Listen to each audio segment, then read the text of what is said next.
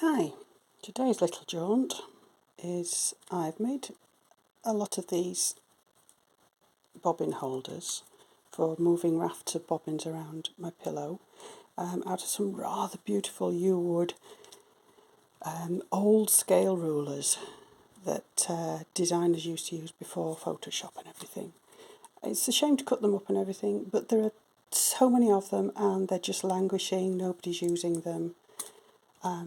And they're getting a lot more use with what I'm doing than they were as rulers. Right, so I've made myself some 6-inch ones, and now I want some tiny ones for moving. There's enough to carry about 4-6 pairs in that, and it's just enough for a couple of tally bobbins to move and maintain them when you're working on a lot of rafts. So I'm going to make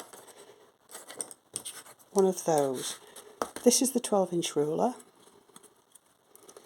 I'm making this just with my usual gadgets that I'm allowed in my little drawer upstairs. I am a bit clumsy, so I tend to work with what I can use rather than what's dangerous. So I'm just going to saw this. Now you'll have to cover your ears or mute it while the saw, but I'm using a bit of ethafoam. I found if I clamp this to something, it becomes doing, and it tries to snap away from the blade. So I prefer to rest it on something, keeping your thumbs out of the way at all times. If you go towards the end like that, it doesn't matter if you cut into the ethafoam. And it helps if you do just take the ends, because then when you turn over, you've got 2 little guide marks, and you want to just line those up and gently stroke across them. And what that does is, like the tree surgeons do, is it makes you a hinge in the middle so that you have a clean cut here and it doesn't splinter this side and it doesn't splinter this side.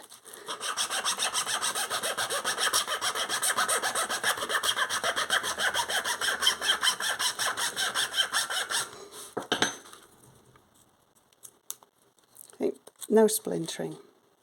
Okay, so that's the end one, this is the middle one. Now I'm going to use some strong, what is this? This is 240 grit, so that's quite a heavy grit. I'll just stroke that on there, just to get a bit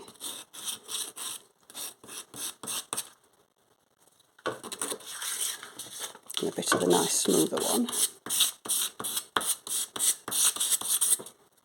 Yeah, that's fine. Yep, so I've got 2 smooth edges now. Now, the actual ruler marks are going to help me see what I need to do. And for this I'm going to use a bigger drill. I think that is a 2mm drill in my little Archimedes screwdriver. I'm going to go down, not too far, just enough so it's easy to hoop the elastic over a toggle at the end, like that. So about there, I reckon. And the same on the other side.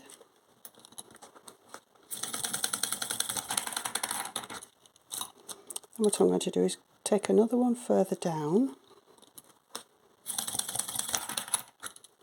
This acts as, these extra ones act as perforations.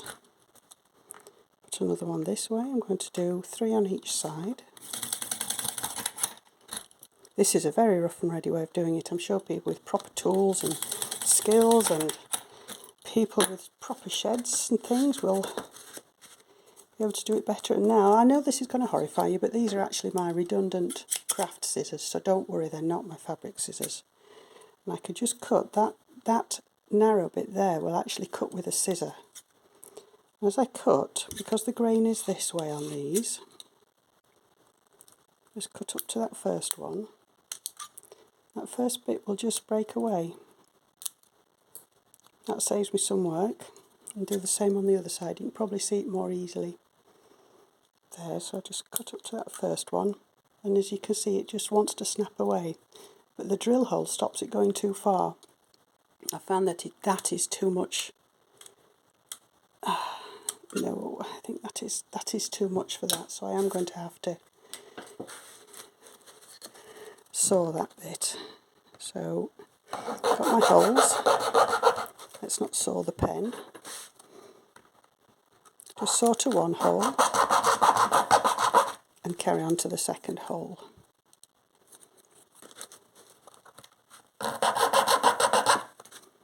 There we go, that's that bit out. So if I saw onto that first hole,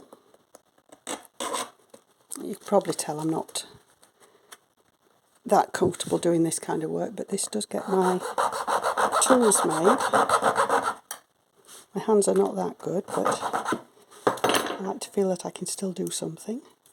Okay, so that's your very rough. Okay, so now what I do is I use a bit of the ruler that's left and use a clean bit of this very rough sandpaper, or emery board, or whatever you have. Oh, this is 240, it says so. And cover your ears if you don't like awful noises.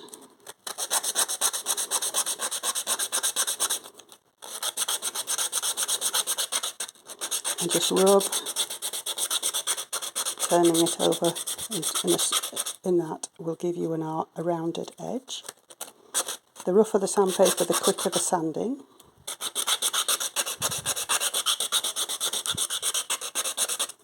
And on those edges as well.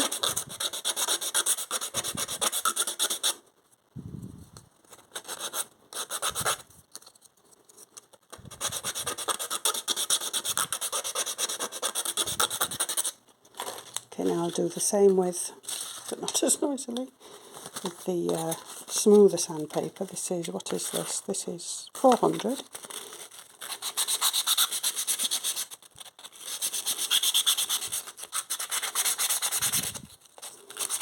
You obviously refine this to as nice as you want, but for the purpose of the video I can always, as you can see here, the ones that I've already made, I can go back and I can make these really fancy smooth as I want. This is just to show you quickly how it's done. So the main sharpness is off there now. So, get my drill out again, take in a little bit across, using the same line as that, because you want your elastic to be straight across. And with this, I know it's naughty, but it is a stronger drill. I'm just going to wriggle that round so that it makes the outsides of the holes wider.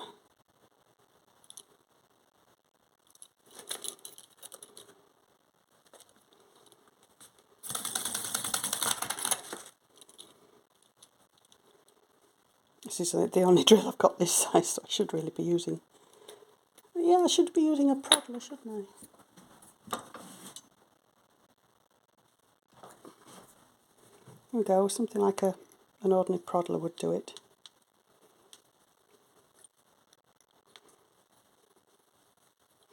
That just makes the entrance and exit of the two drill holes easy to see. And now, my little bit of elastic just sprung off somewhere, so let's get a little bit out. Just using hat elastic and get it loose to the size and cut it. That gives me enough room for adjustments and a knot. Now, you know that's not going to thread through there very well, so what I do is, using some sellotape,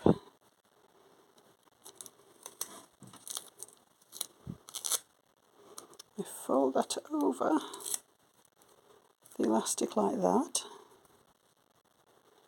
and then it doesn't matter about the bottom bit, but the top bit wants to be cut at a really, oops, can't really see through against a hand, can you? Into a sharp point.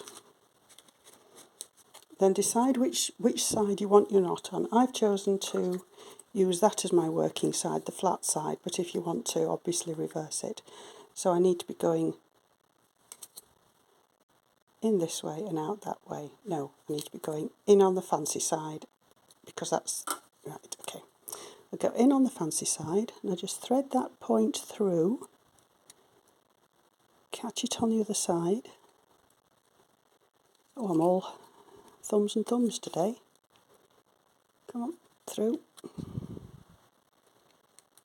Pull that bit of sellotape through, and then when you get a little bit of the elastic through,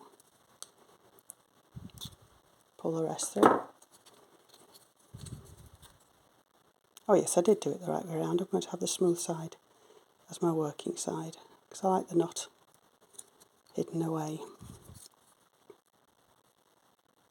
I'm sure there's better ways of doing this, but I just use what I've got to hand.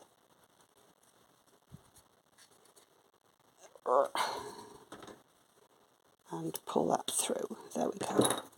And that just pulls off before it does any damage. Okay, so this is the side with the knot on. This is the side, as you can see now, that will pull down to there. So I want to get my tension where I want it. Yeah, that's a nice tension. I'm going to tie a reef knot, which is, I don't know how to, it's the same as when you do I think they call it a weaver knot, don't they, on